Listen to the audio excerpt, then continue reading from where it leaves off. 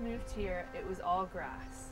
And we decided to start planting a garden because we wanted to eat some of our own food. We thought it would be less expensive and we would know where it came from. We wanted to eat good, organic, tasty food.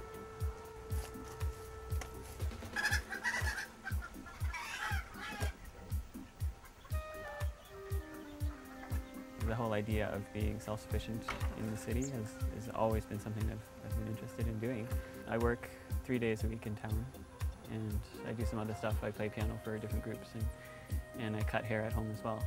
So the garden isn't a huge, I don't have tons of time for it, but it's really neat to see that I can do a lot in a very little amount of time with the right planning. I guess I come by gardening at an early age because my grandparents were farmers on mother's side in northern Quebec. I can remember picking carrots. My grandmother when I was 7 or 8 years old.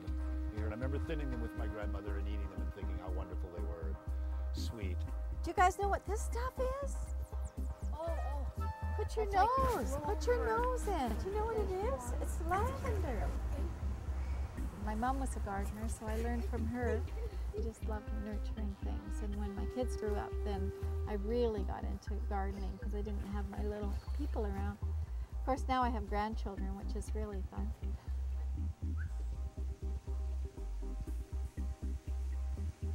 This is an artichoke, and I actually harvested an artichoke this year. It was really exciting. And they need to be cut to the ground in fall, and then you just cover them with styrofoam or straw, blankets, whatever you have, and they'll just keep coming back every year. There's lots of fertilizer put in here, so they'll just keep growing greenery and not putting the energy into ripening tomatoes. Just cutting these suckers are growing out in between the branches here, so like that.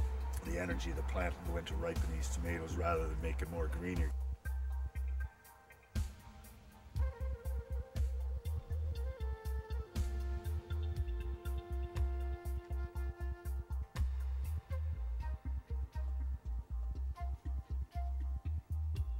For a novice gardener, some simple plants to, food plants to grow are peas. And if you didn't have any garden space, you could trade them and put them in a pot on a balcony.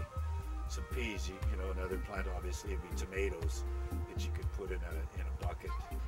People often grow too much and they feel like they don't know what to do with all the produce. And to them, I would say, plant storage crops. Plant a lot of potatoes and carrots and work on a cold storage, and so that if you grow 5 zucchini plants, you're going to have way too many zucchinis, but if you grow a lot of potatoes, you can never have too many, and you eat them all winter. Just plunge in and give it a try, and grow things that are easy. Grow some lettuce and some radishes and beans because they grow so fast. Grow things and do it with your kids because it's so fun to do with kids, and so you can get some real successes before you try more challenging things.